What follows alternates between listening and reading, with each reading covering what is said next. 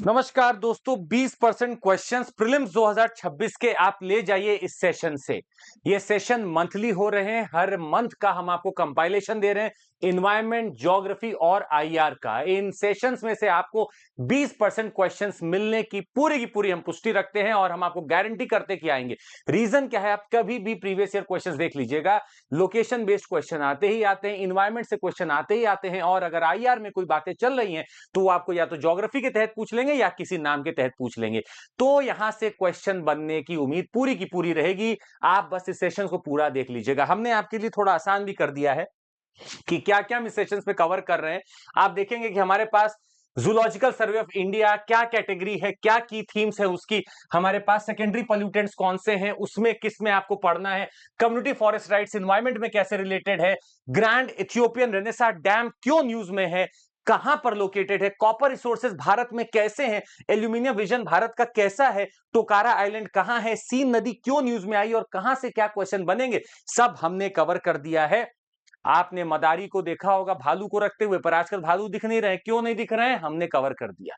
हमने आपको यह भी बता दिया कि भैया मछलीपट्टनम पोर्ट है, वापस से रिवाइव होकर बन चुका है। हमने आपको इसमें यह भी बता दिया है कि लक्षद्वीप का एक बितरा आइलैंड है जो कि डिफेंस के लिए लिया जा रहा है। हमने आपको इसमें यह भी बता दिया तुर्काना लेक है, खत्म होने वाली है।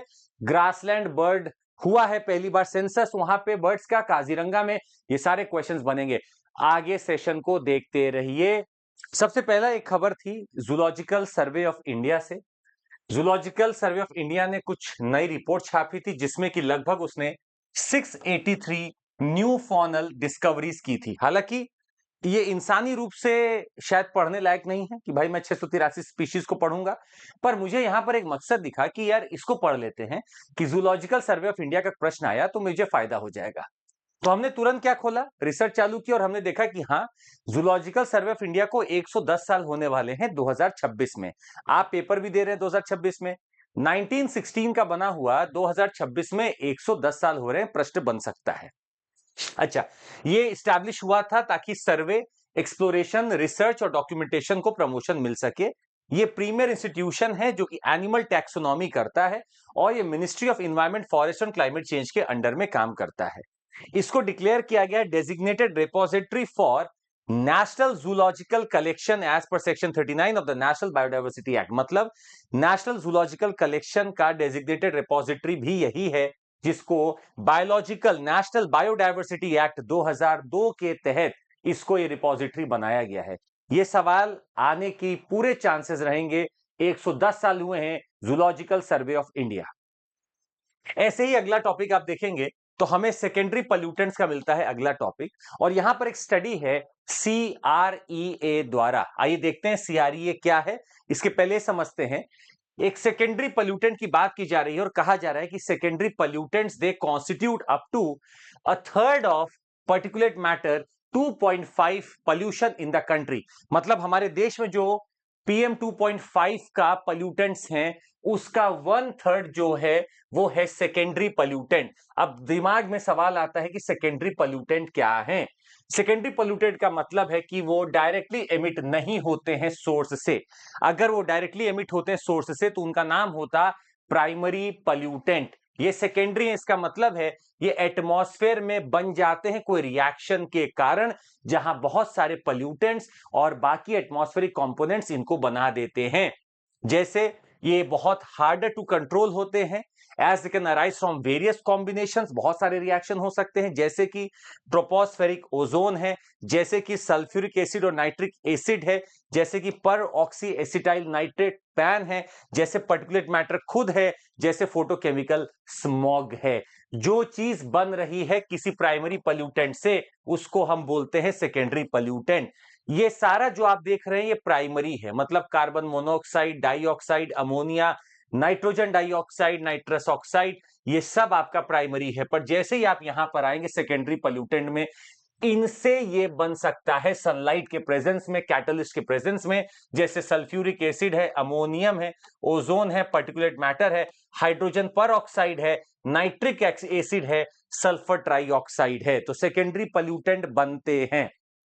ओजोन हो गया, नाइट्रिक एसिड हो गया, सल्फ्यूरिक एसिड हो गया, सल्फ्यूरिक ट्राइऑक्साइड हो गया, हाइड्रोजन पर ऑक्साइड हो गया, ये सब सेकेंडरी पॉल्यूटेंट्स में आते हैं।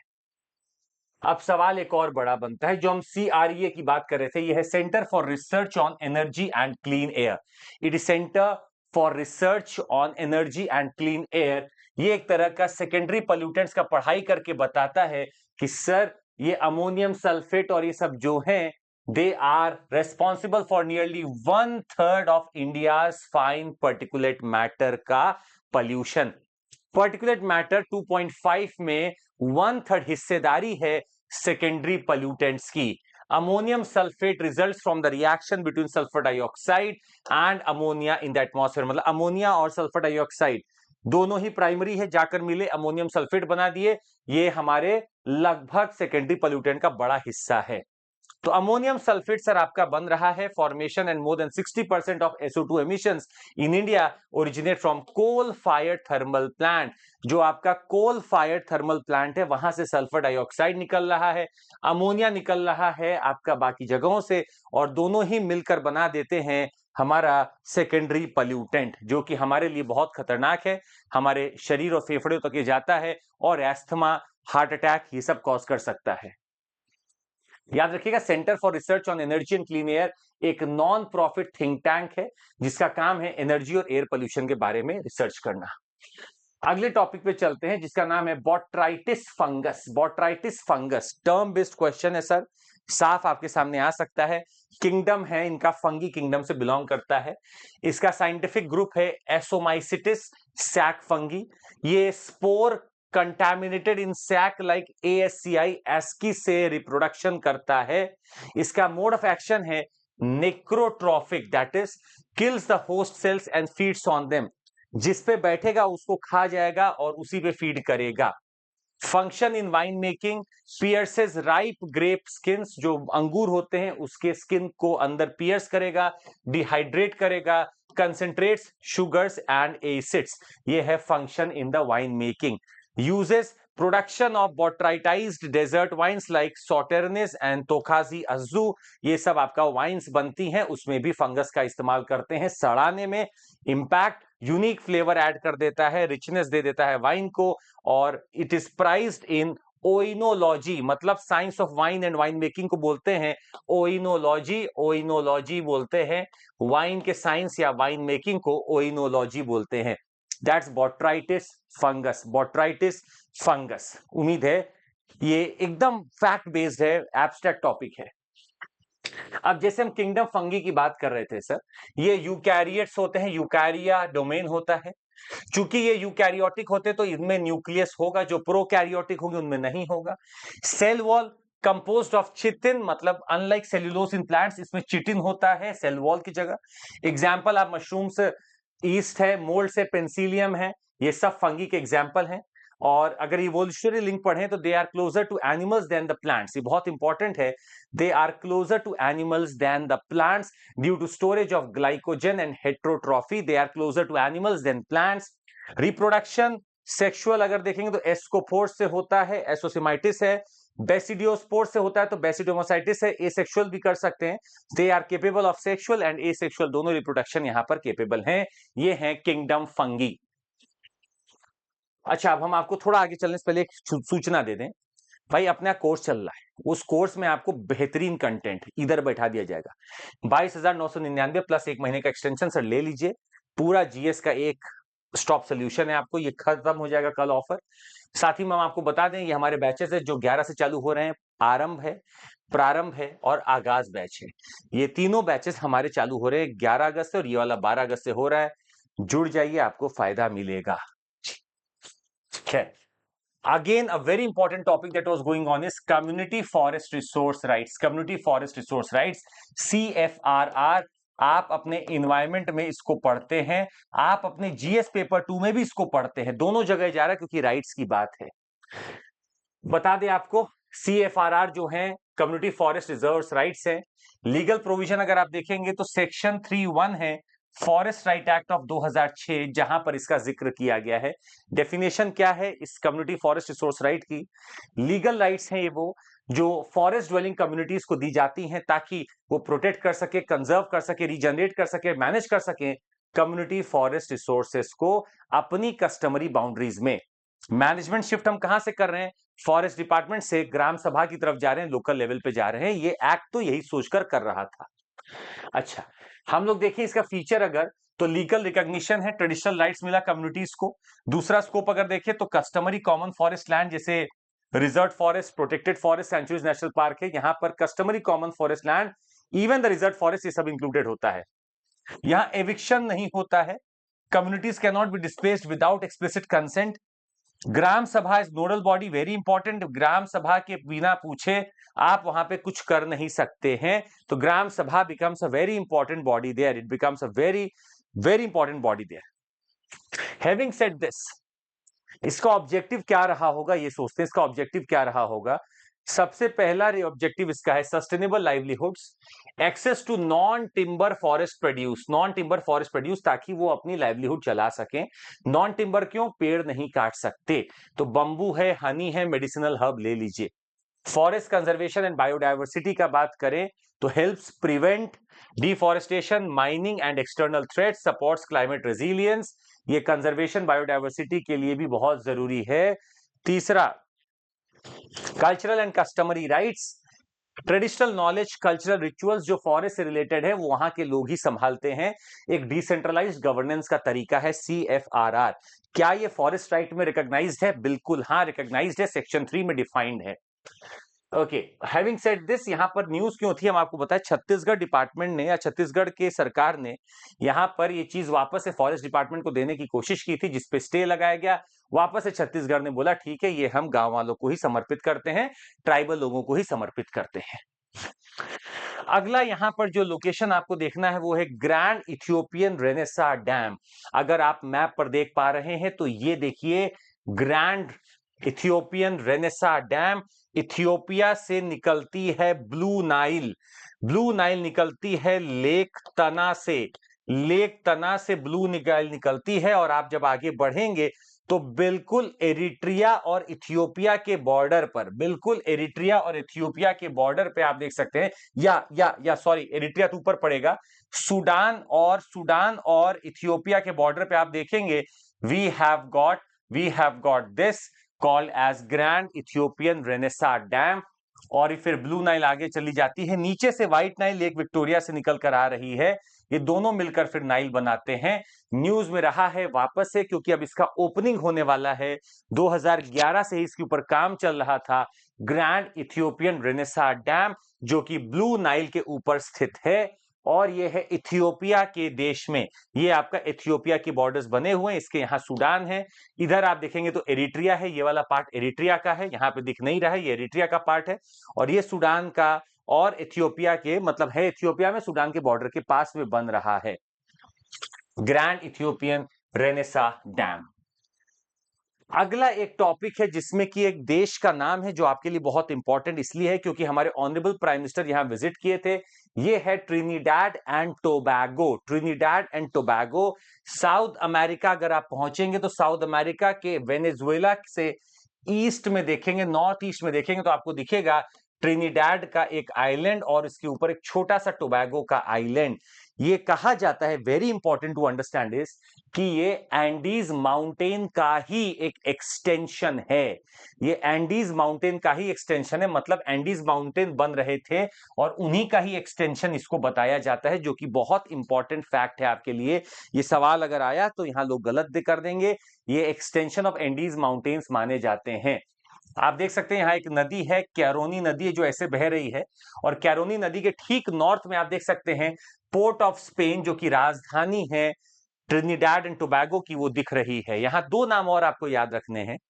मुझे अगर ट्रिनिडैड ये आइलैंड दिख रहा है और यहां पर अगर मेरा वेनेजुएला है, तो इसके बीच में जो ये एरिया है इसको हम बोलते हैं द गल्फ ऑफ पारिया।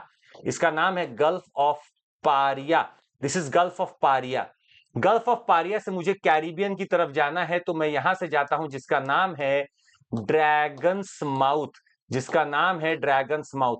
और अगर गल्फ ऑफ पारिया से मुझे अटलांटिक की तरफ इधर जाना है तो मैं जाता हूं, यहां पर एक सरपेंट्स माउथ है, इस एरिया का नाम यहां बना हुआ है सरपेंट्स माउथ, सरपेंट्स माउथ। तो याद रखिएगा, गल्फ ऑफ पारिया से towards Caribbean Sea I go via Dragon's Mouth, and Gulf of Paria से towards Atlantic Ocean I go via my Serpent's Mouth, Serpent's Mouth. ये बहुत इंपॉर्टेंट क्वेश्चन बन सकता है। This is Trinidad and Tobago, Trinidad and Tobago. Clear है? क्या हम आपसे यहां एक सवाल पूछ सकते हैं? आपको यह बताना है कि ये ट्रॉपिक ऑफ कैंसर के नीचे है, साउथ में है या नॉर्थ में है। आपको यह कमेंट करके बताना है कि ट्रॉपिक ऑफ कैंसर यहां पे कहां है, ट्रॉपिक ऑफ कैंसर यहां पे कहां है, ये ट्रॉपिक ऑफ कैंसर के साउथ में है कि नॉर्थ में है, आपको बताना है। चलिए अगला पॉइंट हम आपको दे दें यहां पर, आइए फटाक से।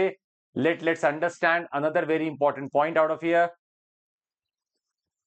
चलिए मूविंग फॉरवर्ड, एक बहुत इंपॉर्टेंट एस्पेक्ट आ रहा है, इंडिया का एल्यूमिनियम इंडस्ट्री का करंट स्टेटस क्या है।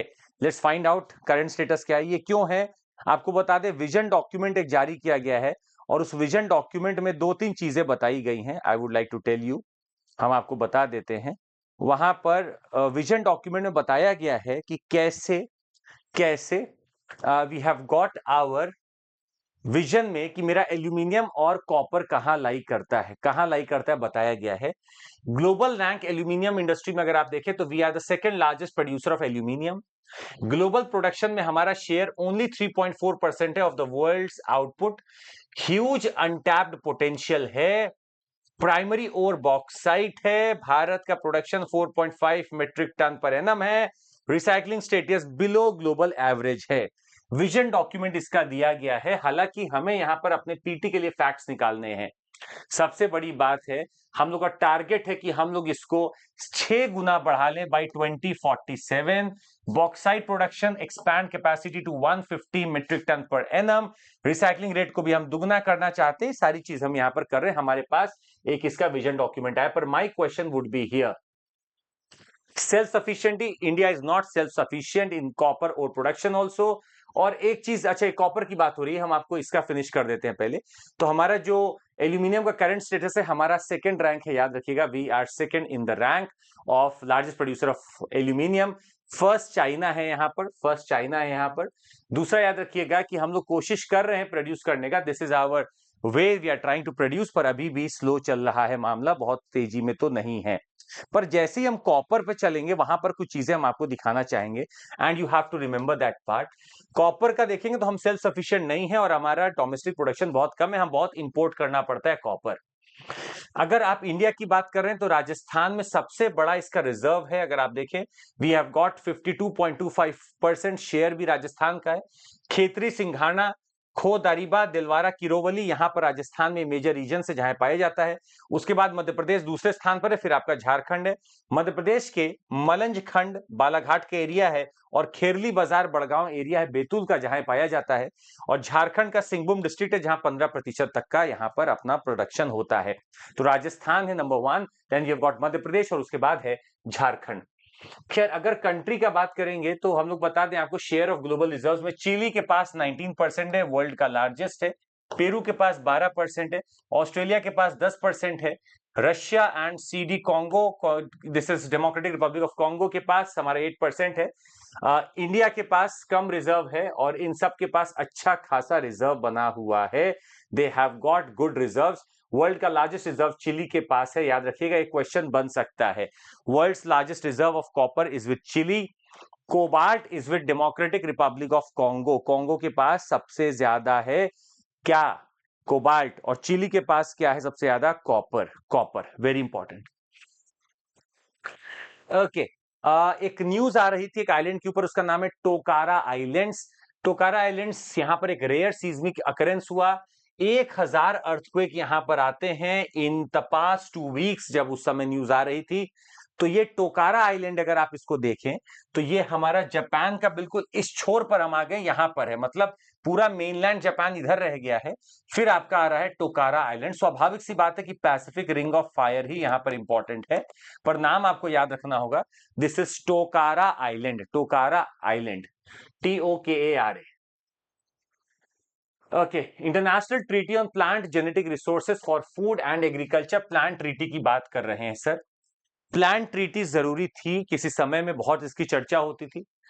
आपको बता दें 2001 में इसको अडॉप्ट किया गया और 2004 से ही ये फोर्स में है। ये एक लीगली बाइंडिंग इंटरनेशनल अग्रीमेंट है जिसको प्लांट ट्रीटी के नाम से जाना जाता है, और इसको अडॉप्ट करने वाला FAO है, फूड एंड एग्रीकल्चर ऑर्गेनाइजेशन है जिसने इसको अडॉप्ट किया है। 154 कॉन्ट्रैक्टिंग पार्टीज हैं इसके, जिसमें यूरोपियन यूनियन भी है। कुछ अमेंडमेंट की बात चल रही थी कि इसको कुछ बदला जाएगा। इस ट्रीटी का ऑब्जेक्टिव था कि हम लोग हिस्टोरिकल और ongoing contribution of farmers in conserving and developing plant genetic diversity को रिकॉग्नाइज करें। Second, conserve access and share plant genetic resources for food and agriculture globally. हम लोग कंजर्व करें, एक्सेस करें और शेयर करें प्लांट के जेनेटिक रिसोर्सेज को for food and agriculture globally. Ensure benefit sharing when genetic materials are used commercially और for research. हम लोग कोशिश कर रहे हैं कि benefit sharing, and we are ensuring benefit sharing, जब genetic material are used commercially और फॉर रिसर्च तो उसका सबका बेनिफिट हम सबसे शेयर करें। और support development of new crop varieties that are high yielding nutrient, मतलब सारा पॉजिटिव ही दिख रहा है। फार्मर्स का रोल रिकॉग्नाइज करो, आप एक्सेस, कंजर्व और शेयर करने दो प्लांट जेनेटिक रिसोर्सेज को, और बेनिफिट शेयरिंग होना चाहिए। ये इसका मुद्दा था। मैकेनिज्म इसमें 3-4 आते हैं। पहला है multilateral system of access and benefit sharing, MLS। ये देखिए क्वेश्चन कैसे बनता है। MLS is a system under which treaty, याद रखिएगा plants treaty, it is under plants treaty. क्या करता है ये? Easy access to plant genetic materials for research, breeding and training. इसमें एक बेनिफिट शेयरिंग फंड है, financial mechanism that supports on ground conservation and sustainable use of plant diversity.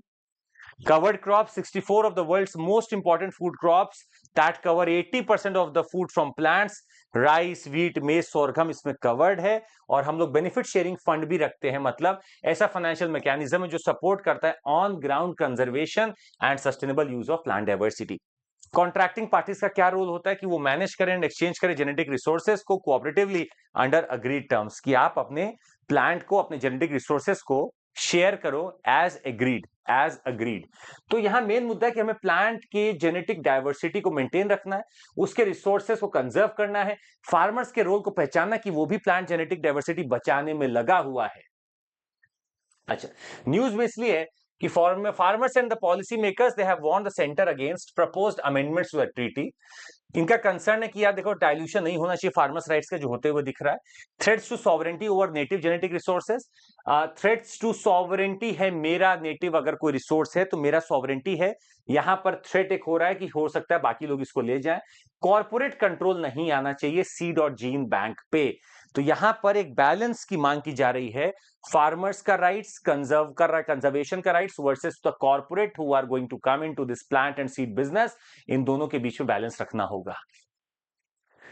अगला नाम है आपके पास, लोकेशन है सीन रिवर का। सीन रिवर का नाम आ रहा है, सीन रिवर फ्रांस में है, देखिए बहती हुई आपको दिख रही है सीन नदी। और सीन नदी है इतनी इंपॉर्टेंट कि इसको कम से कम भी तो 100 साल बाद खोला गया है फॉर बेदिंग, यहां पे लोग जा सके। आपको बता दें सीन रिवर के बारे में कि पेरिस इसी नदी पर है। ये इतनी गंदी हो चुकी थी कि यहां पर नहाना वहाना बंद हो चुका था, कोई तैराकी नहीं होती थी। अब इसको वापस से खोल दिया गया है। हालांकि ये भी बात जानना जरूरी है कि सीन नदी फ्रांस की सबसे लंबी नदी नहीं है। फ्रांस की सबसे लंबी नदी है लॉयर। ये सीन आपकी सेकेंड लॉन्गेस्ट रिवर है, it is after lawyer, lawyer के बाद है। अब लॉयर कहां पड़ती है वो भी हम आपको दिखा देते हैं, इस मैप पे देखिएगा। अगर आप देखेंगे तो ये सीन है, ये लॉयर है जो कि ज्यादा लंबी नदी है, पूरा यहां तक जा रही है।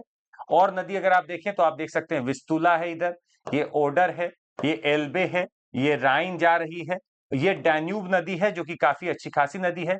सबसे लंबी नदी अगर कोई पूछे आपसे तो वो वोल्गा नदी है, वो वोल्गा नदी है यूरोप की जो सबसे लंबी है। डैन्यूब नदी पे बहुत सारे इंपॉर्टेंट सिटीज हैं, यहाँ टैगस पड़ती है, आपकी टैगस पड़ती है, and these rivers are very static to be remembered also. यहाँ क्वेश्चन बनता है, हम लोग राइन जर्मनी देख रहे हैं, एलवे ऑर्डर हम लोग देख रहे हैं, ये सीन और लॉयड देख रहे हैं फ्रांस में, टैगस पोर्चुगल हम लोग आ गए, यहाँ रोन जर्मनी हम लोग आ चुके हैं फिर से, ये डैन्यूब है जो कि बहुत सारे से निकलती है, हंगरी से है, वियना से, बहुत जगह से निकलती है। Then we have got Volga, they are falling into the Caspian sea. अच्छा, मूविंग फॉरवर्ड, एक और देश है जो काफी न्यूज में रहा है, उसका नाम है नामीबिया। नामीबिया के पास अच्छा खासा यूरेनियम रिजर्व भी है, भारत के प्रधानमंत्री इसको विजिट भी किए हैं, और यहां से ट्रॉपिक ऑफ कैप्रिकॉर्न निकलता हुआ भी दिख रहा है। नामीबिया के अगर आप नॉर्थ में देखेंगे तो आपको दिख जाएगा अंगोला है, आप इसके ईस्ट में देखेंगे तो जाम्बिया, जिम्बाब्वे, नीचे बोट्सवाना, फिर नीचे साउथ अफ्रीका है। तो अंगोला है, जाम्बिया है, जिम्बाब्वे है, बोट्सवाना है, साउथ अफ्रीका है। अंगोला है, Zambia, Zimbabwe, Botswana and south Africa. आप देख रहे होंगे एक पैन टाइप ऐसा जो निकला हुआ दिख रहा है आपको, ये भी इसी का पार्ट है नामीबिया का, जिसको कहते हैं कैप्रिवी स्ट्रिप। इसका नाम होता है कैप्रिवी स्ट्रिप। क्या नाम होता है? कैप्रिवी स्ट्रिप, CAPRIVI, कैप्रिवी स्ट्रिप इसका नाम होता है। और इस पूरे को अगर आप देखेंगे तो कुछ एक दो नाम हम आपको और देना चाहेंगे, जैसे इस कोस्ट को कहते हैं स्केलेटन कोस्ट, इस कोस्ट को कहते हैं स्केलेटन कोस्ट। आप कुछ डेजर्ट देख पा रहे होंगे, उसका नाम होता है नामिब डेजर्ट, ये नाम है नामिब डेजर्ट। यहां नाम नामिब डेजर्ट इसलिए भी है क्योंकि बगल से कोल्ड करंट बहता है, कोल्ड करंट बहता है, उस कोल्ड करंट का नाम है यहां पर बेंगुएला करंट, उसका नाम है बेंगुएला करंट, जिसकी वजह से ये डेजर्ट बना हुआ है, उसका नाम है बेंगुएला करंट। यहां पर एक बेंगुएला करंट ऐसा बहता है, ये इसीलिए बने हुए हैं, यहां पर ऐसे डेजर्ट बने हुए हैं। तो जो दो तीन इंपॉर्टेंट नाम थे वो हमने आपको यहां बताया, जो आने की उम्मीद है। यहीं पर आप देख सकते हैं कालाहारी डेजर्ट भी बने हुए हैं, कालाहारी डेजर्ट भी बने हुए हैं। राजधानी इसकी विंडोएक है, विंडोएक है। और ये है हमारा नामीबिया, जिसके पास ठीक ठाक मात्रा में मौजूद है यूरेनियम के रिसोर्सेस। अगला टॉपिक है खराई कैमल का, और इसको रेस्क्यू किया गया है। 33 Kharai camels and endangered breed were rescued from the Arabian sea near Vadinar jetty, Devbhumi Dwarka Gujarat during high tide. तो इनको बचाया गया है। ये हैं खराई कैमल्स। खराई कैमल का नाम हम आपको बता दें, इनको ड्रॉम डेयरी कैमल बोलते हैं, सिंगल हम्ड होते हैं। They are endemic to the coastal Kutch region of Gujarat, वहीं पे सिर्फ पाए जाते हैं। ये स्विमिंग कैमल के नाम से पहचाने जाते हैं because they can swim up to 3 kilometre in open sea. Origin नाम आ रहा है खराई से, मतलब सलाइन एरिया से, जो कि गुजरात में है। कच्छ का पार्ट दिखा रही है और सलीन कोस्टल डेजर्ट इकोसिस्टम दिखाती है। IUCN स्टेटस की सर इसकी बात कर लें तो ये इंडेंजर्ड है। हैबिटेट इसका कोस्टल मैंग्रोव रीजन पाया जाता है। वेब्ड फीट होता है ताकि ये स्विम कर सके। डाइट इनका सॉल्ट टॉलरेंट वेजिटेशन होता है, मैंग्रोव्स होता है। डाइजेस्टिव सिस्टम अडेप्ट कर चुका है सलाइन वेजिटेशन को, और ये ग्रेस करते हैं which leads to pollination and regeneration of mangrove forest. Coastal biodiversity को सपोर्ट करते हैं। केमल का मिल्क जो होता है काफी न्यूट्रिएंट रिच माना जाता है और ये थेराप्यूटिक पर्पस के लिए यूज भी होता है। हम आपको बता दें यहाँ पे दो ट्राइब्स बड़ी इंपॉर्टेंट हैं, एक है रबाड़ी, भाड़वाड़, रबाड़ी और फकीरानी जाट पास्टोरल कम्युनिटी है। तीन नाम है, याद रखिएगा। एक भारवाड़ कम्युनिटी है, एक है आपका रबाड़ी, और एक है आपका फकीरानी जाट पास्टोरल कम्युनिटीज है जो इनसे जुड़ी हुई है। IUCN स्टेटस याद रखिएगा इनका इंडेंजर्ड है। किसकी बात की जा रही है? खराई केमल की बात की जा रही है, जिसका स्टेटस है IUCN endangered.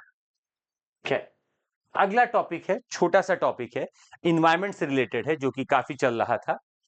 Hazardous and other waste management and trans boundary movement amendment rules बनाए गए 2025 में। 2025 के एक रूल आए हैं। एक्चुअली ये इन्वायरमेंटल प्रोटेक्शन एक्ट 1986 के तहत बने हैं। इन्वायरमेंटल प्रोटेक्शन एक्ट 1986 का है, जिसके तहत हमारे पास एक अमेंडमेंट हुआ है, hazardous and other waste amendment rules 2025। ये 2026 से लागू होंगे। अमेंडमेंट 2016 के रूल्स को अमेंड करते हैं to include extended producer responsibility for non ferrous metals. जिनमें आयरन नहीं होगा उन मेटल्स का एक्सटेंडेड प्रोड्यूसर रिस्पॉन्सिबिलिटी ये पूरा देते हैं, एक्सटेंडेड प्रोड्यूसर रिस्पॉन्सिबिलिटी। तो क्या क्या बदला है, क्या बदलेगा? ईपीआर फ्रेमवर्क को लाया गया है फॉर नॉन फेरस मेटल्स, याद रखिएगा, aluminium, copper, zinc and their alloys they do not have iron. Recycling targets है जो कि ग्रेजुअल बढ़ाया जाएगा फ्रॉम 10% टू 75% 2032-33 तक। प्रोडक्ट कवरेज है beverage cans, packaging foils, electrical fittings, furnitures etcetera, जिनमें आयरन नहीं होता है, एल्यूमिनियम होता है, कॉपर होता है, जिंक होता है या उनका अलॉय होता है। To be established online portal establish करेंगे central pollution control board. Stakeholder registration होगा जहां manufacturer, producers, collection agents, refurbishers और रिसाइकलर्स जुड़ेंगे जाकर। रिटर्न्स और सर्टिफिकेट्स भी मिलेंगे। हाफ ईयरली और एनुअल रिटर्न्स पढ़ने पर ईपीआर सर्टिफिकेट सिस्टम लाया गया है जो कि ईपीआर सर्टिफिकेट देगा। वैलिडिटी ऑफ सर्टिफिकेट्स 2 साल की होगी from end of financial year of generation. EPR compliance, producers can buy certificates from registered recyclers via their portal. तो प्रोड्यूसर्स जो हैं वो सर्टिफिकेट्स अपना खरीद सकते हैं from registered recyclers via the portal. तो ऑनलाइन करने की कोशिश की गई है किसको? एक्सटेंडेड प्रोड्यूसर रिस्पॉन्सिबिलिटी के लिए। जो नॉन फेरस हजार्डियस चीजें हैं उसको वापस कैसे लेंगे? तो एक्सटेंडेड प्रोड्यूसर रिस्पॉन्सिबिलिटी है कि प्रोड्यूसर की जिम्मेदारी है कि ये अपने प्रोडक्ट्स को जो बना रहा है एंड लाइफ साइकिल में इसको वापस लेगा। ठीक है, अगला आपको नाम हम दिखाते हैं लेक तुर्काना का। आप केनिया में हैं अभी, इसके पहले आप इथियोपिया का ग्रेट ग्रैंड रेनेसा डैम देखे हैं। This is your lake तुर्काना over here, if you can see this is lake तुर्काना over here. Lake तुर्काना geographical location northern Kenya में आपको दिख रहा है। नीचे से यहां इक्वेटर पास होता है, इसके ऊपर से आपको दिख रहा है तुर्काना लेक यहां पर है। And it is lying in the eastern rift valley part of the east African rift system. ये 2 पार्ट में बट रहा है जो अफ्रीका, एक पार्ट इधर जा रहा है, एक पार्ट इधर जा रहा है। ये ईस्टर्न रिफ्ट वैली का पार्ट है। सलाइन है, एंडोरिक है। एंडोरिक का मतलब होता है there is no outflow, water exits only via evaporation, इसीलिए सलाइन हो गया है। यहां पर कोई आउटवे नहीं है, ये लैंड लॉक्ड है, पानी बस इवेपोरेट हो सकता है। लेक तुर्काना ये रहा केनिया का नॉर्दर्न पार्ट, इसके ऊपर है इक्वेटर के। स्टेटस अगर देखेंगे तो लार्जेस्ट परमानेंट डेजर्ट लेक किसको उपाधि मिली हुई है in the world? Largest permanent desert lake, largest alkaline lake globally, largest alkaline lake globally, fourth largest salt water lake by volume है ये। Water source only perennial river, Omo river यहां पर बहती हुई दिखती है। इवापोरेशन इसका वाटर लॉस करता है और बाकी चीजें यहां पर ठीक है, चलती हैं। आपको लोकेशन है लेक तुर्काना इज इन केनिया। और धीरे धीरे यहां पर कुछ डैम जैसे जिलजल GB3 डैम बन रहा है, ये इसका लेक का वाटर लेवल को थ्रेट कर रहा है और इंडिजिनस कम्युनिटी को भी यहां मजबूर कर रहा है, वो भी धीरे धीरे यहां पर खत्म हो जाएगी।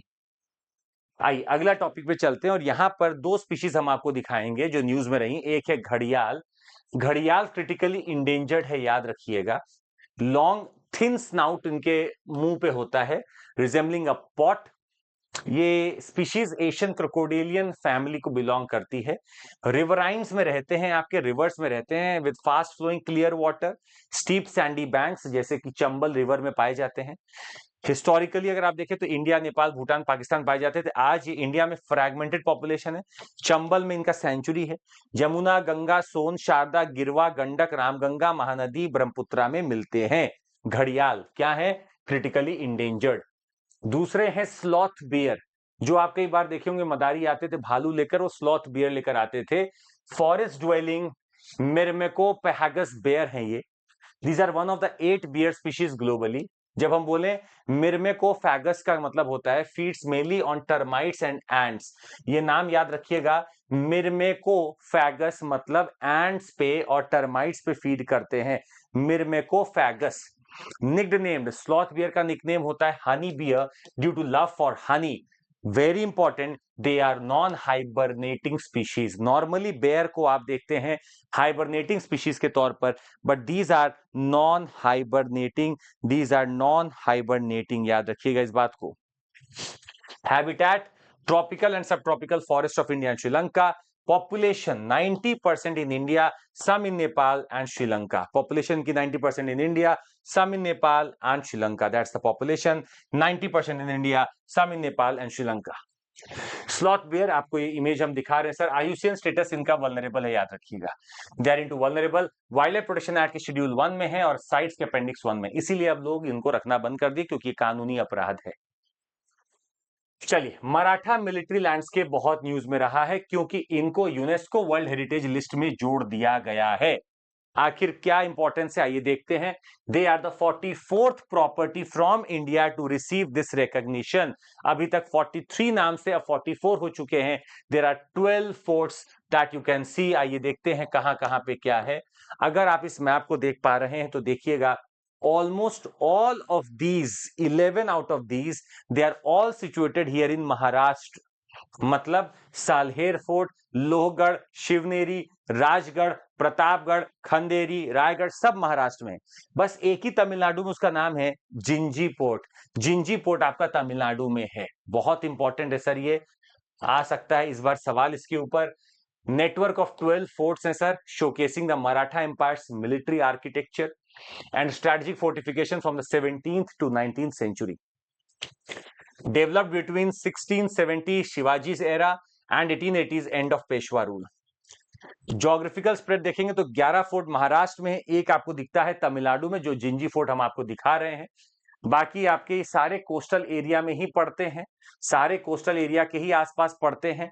साल्हेर हो, शिवनेरी हो, सब आपके यहीं पड़ते हैं। जिंजी भी आपका कोस्ट के पास में ही है, कोई बहुत अंदर तो नहीं है। साल्हेर फोर्ट जो है वो गुजरात और महाराष्ट्र के बॉर्डर पे फिलहाल बना हुआ है। एक्सरसाइज तालिस्मान सेबर न्यूज में रहा है सर, ऑस्ट्रेलिया की बात की जा रही है, बहुत इंपॉर्टेंट है। ये बाइएनियल एक्सरसाइज है जो कि मल्टीनेशनल होती है, led by Australia and USA. 2005 से ही चल रही है। भारत पहली बार इसमें पार्टिसिपेट करता है 2025 में। एक अलग डिफेंस माइलस्टोन है आपके लिए, you are participating it for the first time. Joint operational readiness देखना है हमें सबका, सारे देशों के साथ अपना इंटर ऑपरेटेबिलिटी सेट करना है। ये 11th एडिशन है जो अभी तक का लार्जेस्ट है। 35,000 military personnel from 19 countries plus 3 observers they joined this. India, US, Australia, Japan, ये सारे देश थे उसमें। मलेशिया, वियतनाम यहां पर थे ऑब्जर्वर नेशन के तौर पर। Location Australia, Queensland, Papua New Guinea. First time outside Australia भी हुआ है। जहां जहां फर्स्ट टाइम है याद रखिए क्वेश्चन बनता है। भारत पहली बार इसमें पार्टिसिपेंट रहा है। Australia, Queensland, northern territory offshore ranges में प्लस पपुआ न्यू गिनी में भी हुआ है। इंडिया का इंडो पैसिफिक विजन के लिए बहुत इंपॉर्टेंट है तालिस्मान सेबर एक्सरसाइज। ऑस्ट्रेलिया और बाकी बहुत सारे नेशंस, भारत पहली बार जुड़ा है। अगला मछलीपट्टनम पोर्ट हम आपको दिखाना चाहते हैं। अगर आप आंध्र प्रदेश में आ चुके हैं तो ये देखिएगा, ये मछलीपट्टनम पोर्ट आपको यहाँ पे दिखता है। और यहाँ सबसे इंपॉर्टेंट जो रिवाइवल है हम आपको दिखा दें। कृष्णा डिस्ट्रिक्ट है आंध्र प्रदेश का, at the mouth of river Krishna on the bay of Bengal. Other names इसके मसूलीपट्टनम भी है, बंदर है, मसालिया है, माइसोलोस है। एंशिएंट रेफरेंस देखेंगे आप तो mention by Ptolemy as Maisolos. Ptolemy इसका नाम माइसोलोस रखते हैं। In the Periplus of the Erythraean sea as Masalia. मतलब यहां पर टॉलेमी बोलते हैं Maisolos, Periplus of the Erythraean sea इसको बोलते हैं मसालिया। तो मसालिया भी इसी का नाम है, माइसोलोस भी इसी का नाम है, बंदर भी इसी का नाम है, मसूलीपट्टनम भी इसी का नाम है। सतवाहना पीरियड अगर आप देखेंगे, active from at least 3rd century BC, Qutb Shahi era तक। Main port of Golconda kingdom बनता है। ईस्ट इंडिया कंपनी में first factory in the early 17th century यहीं पर खुलती है। एंड ट्रेड इंपॉर्टेंस की बात करें, linked with Rome, Persia, China, south east Asia etcetera. यहां से टर्मरी, डायमंड, शुगर, एलिफेंट्स का लेना देना होता था। Known for Kalamkari handlooms, Machilipatnam आज भी जाना जाता है, जिसको आप मसूलीपट्टनम भी कहते हैं। मसलिन प्रोडक्शन के नाम से जाना जाता है। Word Muslim is derived from Masulipatnam only. British colonial trade जैसे जैसे डाइवर्ट होता गया टू मद्रास, इसकी हालत खराब होती चली गई। मॉडर्न स्टेटस ये है कि हम लोग इसको ग्रीनफील्ड पोर्ट के तरह पे बना रहे हैं और अब ये बनकर रेडी हो रहा है। Machilipatnam, Masulipatnam, Bandar, Masalia, Maisolos, these have been referenced in the past also. और कुछ नाम जैसे कि पोर्ट्स के, लोथल में आप गुजरात में लोथल देखते हैं। पुम्पुहार तमिलनाडु में है जो कावेरीपट्टनम है। पुडुचेरी के पास अरिकामेडु है। वेस्ट बंगाल में तमरालिप्ति है। महाराष्ट्र में सोपारा है। तमिलनाडु में कोरकाई भी नाम से आप पढ़ते हैं। आंध्र प्रदेश में मोटूपल्ली पढ़ते हैं। तमिलनाडु में टोंडी पढ़ते हैं। गुजरात में भड़ूच पढ़ते हैं। ये सारे वो नाम हैं जो एंशिएंट एनसीईआरटी की किताब में लिखे हुए हैं और ये सारे नाम आपके सामने हैं। कभी भी कोरकाई पे आ सकता है, कभी भी मोटूपल्ली, टोंडी पूछा जा सकता है। याद रखिएगा, ये सवाल आ जाएगा। अगला नाम हम आपको दिखाना चाहते हैं Bitra island. Bitra island, Bitra island Lakshadweep group of islands के नॉर्दर्न मोस्ट पार्ट में दिख रहे हैं। बित्रा आइलैंड है। Lakshadweep administration is exploring the possibility of acquiring Bitra, one of the inhabited islands in the archipelago, for defense related purposes. यहाँ defence related purpose के लिए Bitra island को लेने की बात चल रही है, एक्वायर करने की बात चल रही है। ये है बित्रा। बित्रा ये लक्षद्वीप का पार्ट है। देखिएगा ये मिनी कॉय है और बाकी का लक्षद्वीप है आपका। हम आपको यहाँ पर ये भी दिखाना चाहेंगे कि आप कहाँ की बात कर रहे हैं। मालदीव्स से मिनिकॉय के बीच में 8 डिग्री चैनल का फर्क है। 9 डिग्री चैनल मिनिकॉय और लक्षद्वीप को अलग करता है और यहां पर आपका मिलता है बित्रा आइलैंड। अंडमान की बात करेंगे सर तो आपका निकोबार को लिटिल अंडमान से अलग करता है 10 डिग्री चैनल। लिटिल अंडमान को आपका या पूरे अंडमान को निकोबार से 10 डिग्री चैनल अलग करता है। लिटिल अंडमान को अपने नॉर्थ मिडल साउथ से डंकन पैसेज अलग करता है। और ये एक बहुत इंपॉर्टेंट यहां पर स्टैटिक पार्ट है जो आपके लिए आएगा। तो याद रखिएगा 8 9 10, 8 9 10। आइए आपको दिखाते हैं great Ruaha, Ruaha river basin. Great Ruaha river basin ये आपका तंजानिया है। This is Tanzania where it is. ये केनिया है, ये Tanzania. This is Kenya, this is Tanzania. South central location है इसकी ग्रेट रुआहा रिवर की। It is among the major rivers of Tanzania and serves as a significant tributary of the Rufiji river which forms the largest river basin in the country. तो रूफीजी हो या रुआहा हो, दोनों ही कहां है याद रखिएगा, ये दोनों ही तंजानिया में है। ये बस उस नाम को हम आपको दे रहे हैं क्योंकि पीटी में ऐसे ही कई बार नाम आ जाते हैं। तो ग्रेट रुआहा या फिर याद रखिएगा रूफीजी। रुआहा या रूफीजी कहां मिलेंगे आपको? Tanzania. They are into Tanzania, they are into Tanzania. ठीक इक्वेटर ऊपर से यहां पास कर रहा है, इसके साउथ में आपको दिख जाएंगे। इक्वेटर ऊपर से पास कर रहा है, नीचे आपको दिख जाएंगे। It flows eastward through the Ruaha national park and Usangu wetlands before merging with the Rufiji river. जाकर रूफीजी रिवर में मिल जाता है। Ruaha basin. Okay, very important has been going on. अगर आप देखेंगे कंबोडिया वर्सेस थाईलैंड का conflict चल ही रहा है। ये बॉर्डर है इनका, इनके बीच में जो लगभग 750 किलोमीटर का है, इस पे विवाद चल रहा है। यहाँ पे एक मंदिर है जिसका नाम है प्रिहा विहार टेम्पल, जिसके ऊपर विवाद चल रहा है। 1962 में यहाँ पर एक यूनाइटेड नेशन का इंटरनेशनल कोर्ट ऑफ जस्टिस जो है उसने ओपिनियन दे दिया था कि ये कंबोडिया का ही है। कंबोडिया ने इसको लिस्ट कर दिया है वर्ल्ड हेरिटेज साइट में। तब से थाईलैंड को दिक्कत है कि ये आपका नहीं, ये मेरा है। यही इनके बीच में विवाद चालू हुआ और पूरे अक्रॉस बॉर्डर्स ये लड़ाई चल रही है। तो थाईलैंड और कंबोडिया की बात चल रही है। यहां पर हम आपको एक और चीज दिखाना चाहते थे। एक नदी है मेकोंग जो कि चाइना से निकलती है और जाकर गिर जाती है नीचे, जैसे साउथ चाइना सी में जाकर गिरती है। ये आपको बता दें कि सारे ही देशों से पास करती है, भले ही म्यांमार हो, लाओस हो, थाईलैंड हो, कंबोडिया हो या वियतनाम हो। बड़ी बात है कि थाईलैंड और लाओस के बीच में सबसे बड़ा जो बॉर्डर है वो यही रिवर बनाती है। मतलब थाईलैंड लाओस के बीच में मेजॉरिटी बॉर्डर मेकोंग रिवर बनाती है। पर मेकोंग रिवर थाईलैंड और कंबोडिया के बीच में बॉर्डर नहीं बनाती है। ये उनके बीच में बॉर्डर नहीं बनाती, तो वो आपको कंफ्यूज कर सकते हैं कि क्या Mekong river makes a border between Thailand and Cambodia. आपका जवाब होगा नहीं, वहां नहीं बनाती है। ठीक है, ये प्रिया विहार का टेम्पल है जिसको लेकर लड़ाई चल रही है। हम आपको एक और चीज दिखा दे, गंगाई कोंडा चोलापुरम, जहां पर हमारे ऑनरेबल प्राइम मिनिस्टर ने वहां पे पूजा की है। आइए देखते हैं। गंगाई कोंडा चोलापुरम उदयरापलयम तालुक में है, अरियालू डिस्ट्रिक्ट है तमिलनाडु का। इसको राजेंद्र चोला द्वारा बनाया गया था। Rajendra Chola 1012 to 1044 CE, son of Raja Raja Chola 1। City of Chola who conquered the Ganga commemorates Rajendra north expedition. Rajendra Chola north में आते हैं और गंगा वाटर तक पहुंच जाते हैं। Replaced Thanjavur as the Chola imperial capital, remained so for 250 years. बहुत इंपॉर्टेंट है, थंजावुर को रिप्लेस कर दिया गया था। सर called Gangapuri in Kalingattuparani Jayankondar mentioned in. तो मतलब ये आपका लिटरेरी रेफरेंसेस दिख रहे हैं यहां पर हमें। मतलब we have got reference where in it is said कि हाँ ये हुआ था। उत्तर मेरूर इंस्क्रिप्शन है जिसपे भी ये लिखा हुआ था। सेकेंड मोस्ट इंपॉर्टेंट सिटी अगर आप देखें of the 11th-12th centuries, major centre of politics commerce and culture along with Madurai and Karur. ये सब यहां पर दिख सकता है आपको। This is Gangaikonda Cholapuram. अच्छा, फोर्टिफिकेशन, डुअल डिफेंसिव वॉल्स यहां पर रहे हैं made of burnt bricks. Chola Gangam artificial lake बनाया गया था राजेंद्र चोला द्वारा to show that his northern victory, now called Ponneri lake, उसी को पोन्नेरी लेक बोलते हैं। Temple Gangaikonda Cholapuram temple है यहाँ पर, also known as Brihadeeswara temple, build by Rajendra Chola one, rivals his father's Thanjavur temple. तो ये बृहदेश्वर टेंपल को एक इमिटेट करता है। यूनेस्को स्टेटस देखेंगे तो part of great living Chola temple है, यूनेस्को के साइट में है, वर्ल्ड हेरिटेज लिस्ट में है, ये ग्रेट लिविंग चोला टेंपल्स के लिस्ट में है, जिसमें थंजावुर बृहदेश्वर टेंपल भी है जो राजा वन में बनाया था। राजेंद्र चोला ने गंगाई कुंडा चोलापुरम में टेंपल बनाया था जो बृहदेश्वर जैसा ही था। ऐरावतेश्वर टेंपल को भी ऐड किया गया यूनेस्को में। द्रविडियन टेंपल आर्किटेक्चर है जो थंजावुर साउथ में जैसे आप देखते हैं ऑर्नेट टेंपल होगा, बहुत स्कल्पचर्स होंगे और आपका शॉर्टर विमान होगा। आर्कियोलॉजिकल सोर्सेस हमारे पास इंस्क्रिप्शंस है, थिरुवलंगडू है, Esalam, Karandai copper plates etcetera, they all talk about the city. और सबसे इंपॉर्टेंट है उत्तर मेरूर इंस्क्रिप्शन जिसमें इन सब के बारे में लिखा हुआ है। Plus we have got Karandai copper plates, we have got Esalam, we have got Thiruvalangadu जहां पर ये सब लिखा हुआ है। तो मतलब रेफरेंसेस ये सब बने हुए हैं।